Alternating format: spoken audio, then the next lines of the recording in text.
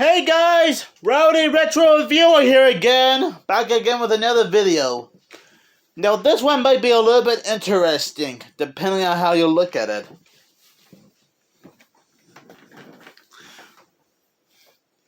Is Hanna-Barbera still strong after so many years?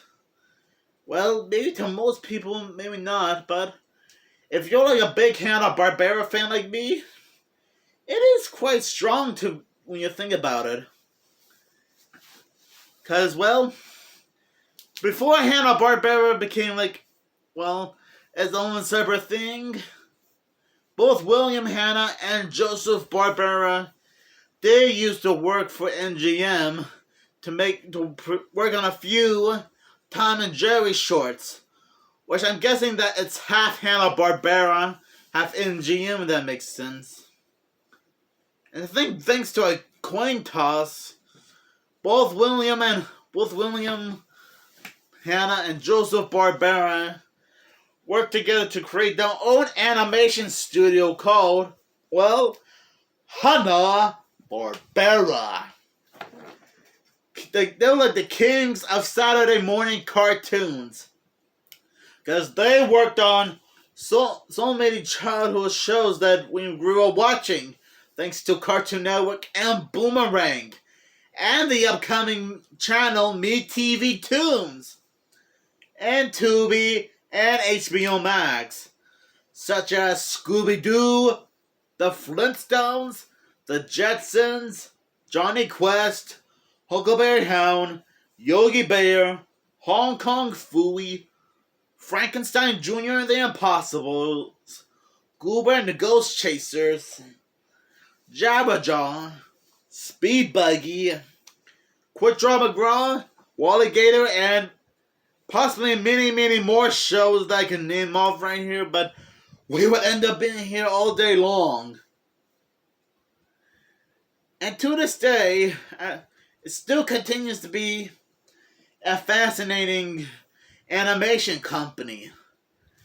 Now, don't get me wrong, I have no problems with other animation studios like Nickelodeon or Disney, despite the fact that they're still struggling just as bad as Warner Brothers, thanks to that CEO David Zaslav. But that's besides the point. Hanna-Barbera is it's like the how should I describe it?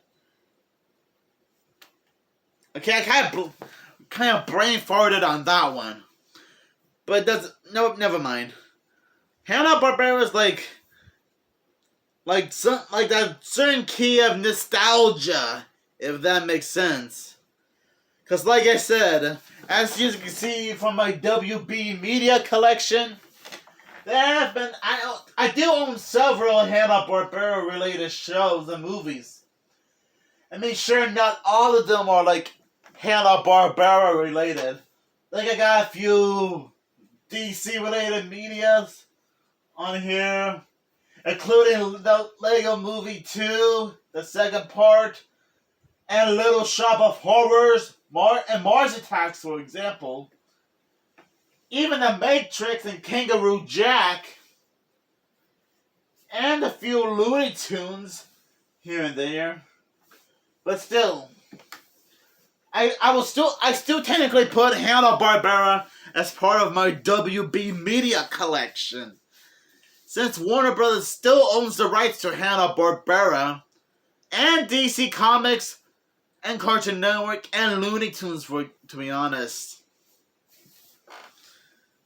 And thanks to Acme, and I do remember that sometime around last year, around April, Warner Brothers did like their Looney Tunes Acme full miniseries shorts, where you have certain Looney Tunes characters doing parodies of classic WB properties. Like you had them do a parody of The Wizard of Oz, DC, The Flintstones, and Scooby-Doo. It proves that the Warner Bros. Still somewhat cares about Hanna-Barbera. And okay, I know that David Zaslav still doesn't care about animation that much. and still likes to ruin the company in general, which is still a pity when you think about it. And this is just me being completely changing the subject, but I just don't know why David Zaslav have to ruin Warner Brothers in general. I mean, I can understand that maybe not every WB project has to be 100% perfect. Like HBO Max's Velma, Batman and Robin, or Teen Titans Go. Even though that show's still not that terrible, I still think that David Zaslav... Sorry, I stuttered there. I still think David Zaslav shouldn't have been the CEO of Warner Brothers. Fingers crossed if he gets fired someday. And I'm sorry if I'm going completely off subject here, and that has nothing to do with Hanna-Barbera. But anyways, back on topic. Can you imagine what would happen if we lived in a world without Hanna-Barbera? I know I would hate it, because without them, we wouldn't have any of these fantastic cartoons that we grew up watching. Like Yogi Bear, Wacky Races, Hong Kong Phooey, Laugh Olympics, Secret Squirrel, Goober and the Ghost Chasers, The Pearls of Penelope Pitstop, Huckleberry Hound, and the Flintstones, for example. It would have sucked a lot. And yeah, I know that I can't help it if I've always been a huge Hanna-Barbera geek since, well, I guess 2016, I suppose. But still, Hanna-Barbera continues to be the strongest nostalgic animation company ever since anything else. Now, it's kind of like watching some classic Disney animated TV shows like Darkwing Duck, DuckTales, and Chip 'n Dale Rescue Rangers, or any Nicktoons animated series like Rugrats, Wild Thornberrys, Rocko's Modern Life, or some of the early seasons of SpongeBob SquarePants, for example. You know what I mean? Or just watching a few VHS tapes of VeggieTales. You know, like the early days or something. And I know those have nothing to do with Hanna-Barbera, but I just feel like I should at least address those so that you guys won't be furious on me. And I should really be thanking Cartoon Network and Boomerang, which was the sister channel, for helping me be more familiar with some of the classic cartoons. Because if it wasn't for Cartoon Network and Boomerang, I probably wouldn't have no idea what Hanna-Barbera is, or at least who they are. And I would have been completely clueless. And that I wouldn't be able to have this impressive collection you see behind me. Even though the rest of my collection is also on these shelves. Because before I started my YouTube channel, I actually had to keep updating my collection a few times. Okay, mostly like move them around a bit. Because before, these shelves were starting to get very full. Which was probably the early days of my life, before I had a YouTube channel. Just thought I'd bring that up in case you guys weren't fully aware until now. And I'm not sure if I'm gonna do like some kind of VHS and DVD collection update someday. Considering how I already posted a few videos about me finding more VHS tapes and DVDs. You know what?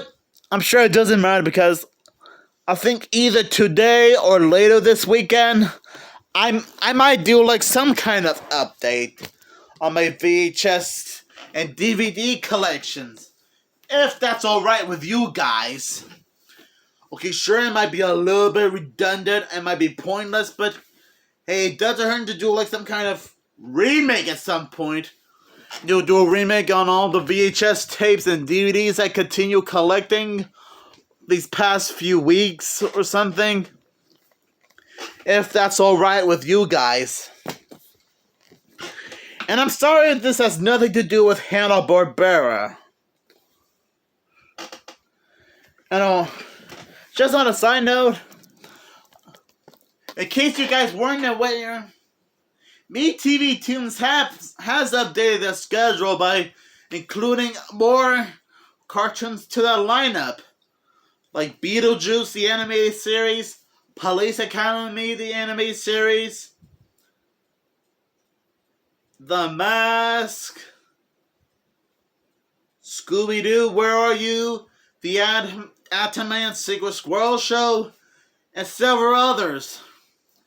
And I guess that proves that TV Tunes are trying to keep the Hanna-Barbera community alive. I mean, sure, the previous shows I mentioned aren't technically Hanna-Barbera related, like the Beetlejuice cartoon show, but it doesn't hurt to mention that, including the real Ghostbusters. And I gotta admit, Hanna-Barbera has come a long way over the years.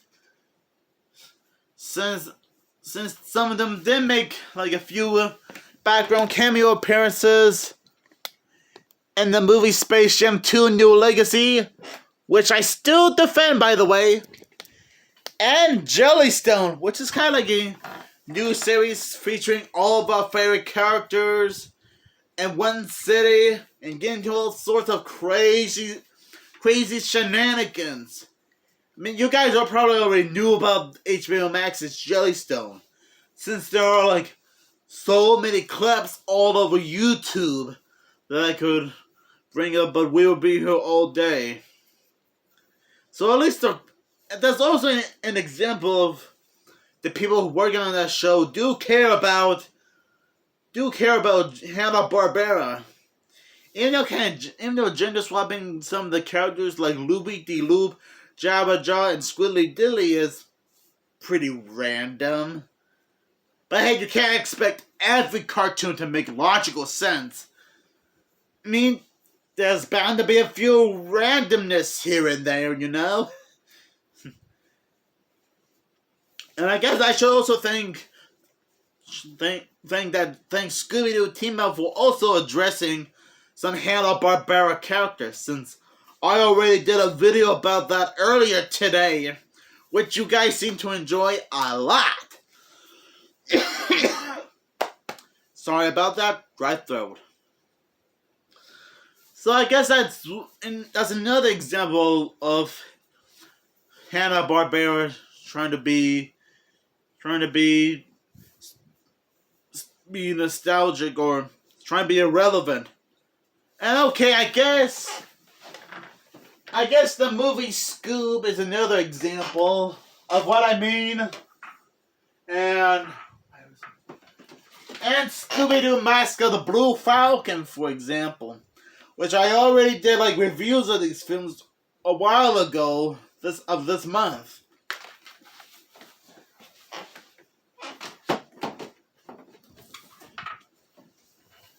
It's still crazy how Hanna-Barbera came a long way over the years. And I think it's almost been 75 years, right?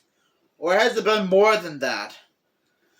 You guys can let me know down in the comments below how many years has it been since Hanna-Barbera started becoming a thing.